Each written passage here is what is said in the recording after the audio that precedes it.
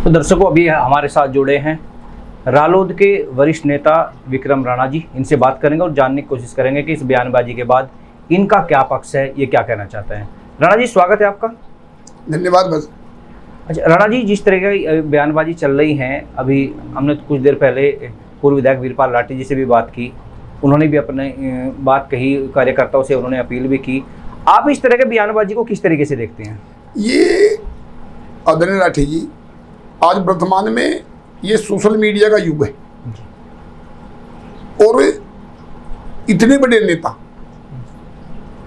जो आज समाजवादी जिस मुकाम पे है और इतना औचित्यहीन और बचकाना बयान की आशा इस लेवल पे नहीं की जा सकती। आज ये जो उनका बयान है ये दर्शाता है ये कहीं न कहीं मानसिक रूप से परेशान है, अपनी कार्यशैली को लेकर, अपने एजेंडे को लेकर इनकी कार्यशैली से परेशान हो गए जी।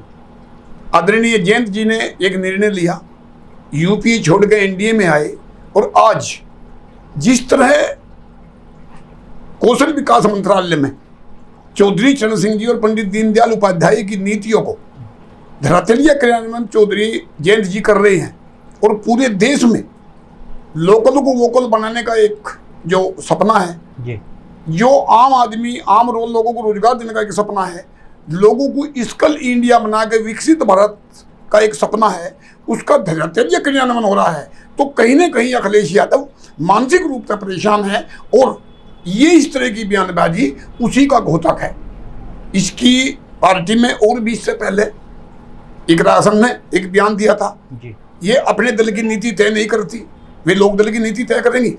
उनके मन में हर वक्त लोक दल उनके मुंह पर रहना, कहीं ना कहीं ये मानसिक रूप से परेशान है। तो क्या आपको लगता है कि आपने कहा कि उनके मुंह पे, उनकी जबान पे हर वक्त लोक दल रहता है, तो कहीं ना कहीं लोक दल से जो लगाव है या लोक दल के गठबंधन टूटने का उनके अंदर कहीं ना कहीं दुख है आज भी? ये उन्हें दुख नहीं है उस बात का, उन्हें एक परेशानी है। चौधरी चरण सिंह की विचारधारा से समाजवादी जमा पैदा हुई जी। और परंतु इन्होंने केवल मुंह में राम बगल में छुरी, इन्होंने सदा चौधरी चरण सिंह के नाम से वोट तो ली जी। परंतु उनके विजन को, उनके रीजन को कभी धरती पे नहीं उतारा। आज आदरणीय जयंत सिंह जी चौधरी चरण सिंह की विचारधारा को जमीन पर उतार रहे हैं। पूरे देश में आप आज देखेंगे, बंगाल में थे अभी कल, अभी पीछे दक्षिण भारत में थे और यहाँ थे अभी चारों जी, हमारी मुजफ्फर इसमें छपरौली में आई। और जिस तरह धरातल पे काम हो रहा है आज चौधरी चरण सिंह की विचारधारा का, उस विचारधारा से पीड़ित हैं। इनके पास में आज कोई एजेंडा नहीं है, ये एजेंडा विहीन विपक्ष है। ये केवल मात्र एक अपना एजेंडा सेट करने के लिए इस तरह की बकवासबाजी है। अच्छा, जैसे अभी विधानसभा चुनाव भी नजदीक है 2027 का, क्या लगता है चुनाव पे इसका बयानबाजी का क्या असर पड़ेगा? मतलब बयानबाजी का असर क्यों नहीं पड़ेगा? यदि कोई आदमी चौधरी चरण सिंह की विरासत को चैलेंज करने का काम करेगा तो उसके अनुयायी लोकतंत्र में वोट द्वारा उसका इलाज करने का काम करेंगे। इनका 100% इलाज होगा। ये लोग ये पछताएगा कि तूने ये क्या किया। जब जब चौधरी चरण सिंह की विचारधारा पे आंच आई है, उसके समर्थकों ने जमीन पे जाकर विरोध किया है और इसका भी विरोध होगा। कई बार सोशल मीडिया पे कमेंट भी हमने देखे, आपने भी देखे होंगे। कुछ लोगों का ये भी कहना है कि जब उन्होंने जयंत चौधरी का नाम ही नहीं लिया तो रालोद कार्यकर्ताओं में उबाल क्यों है, वो उसको अपने ऊपर क्यों लेके जा रहे हैं? एक बात और है राठी जी, ये आज जयंत जी का जमाना है। लोग कहते बाद में है, समझ पहले जाते हैं। यदि उनके पास में एजेंडा होता है, एजेंडे की बात करता। अखिलेश यादव जी ने जिसके जो संस्कार है उसके कर्म बताते हैं, इतिहास बताता है। आदरणीय जयंत जी का पूरी कार्यशैली बता रही है। जब से एनडीए के साथ गए हैं, एनडीए का ये मंत्रालय कहाँ है? ये मंत्रालय पहले भी था। जिस तरह चौधरी चरण सिंह से पहले ग्रामीण विकास मंत्रालय नहीं था, परंतु उनके आने के बाद में चौधरी चरण सिंह का 1977 के बाद में हर लोगों को किसान संगठन गठित करना पड़ा और किसानों की बात करनी पड़ी। आज आदरणीय जयंत जी ने भी वो करके दिखाया। हर आदमी को युवाओं की बात करनी पड़ेगी। जो युवाओं की बात नहीं करेगा जनता से नकार देगी।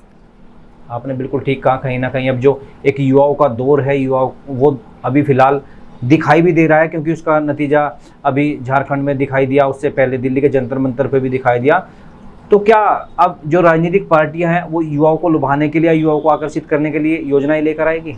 ये योजना लेनी पड़ेगी। योजना तो जो चौधरी चरण सिंह की योजना है भाई, सबसे पहले यदि कोई चौधरी चरण सिंह का भगत है तो शिष्टाचार पुस्तक पहली है जी। यदि मुलायम सिंह जी का सपुत्र आदरणीय अखिलेश जी अपने को चौधरी चरण सिंह का विचारधारा का पोषक कहता है तो शिष्टाचार पुस्तक तो पढ़ ले, शिष्टाचार को सीख तो ले। जब तुम सम्मान करना नहीं जानते तो तुम सम्मान की आशा कैसे करते हो? इसका जनता इलाज करेगी।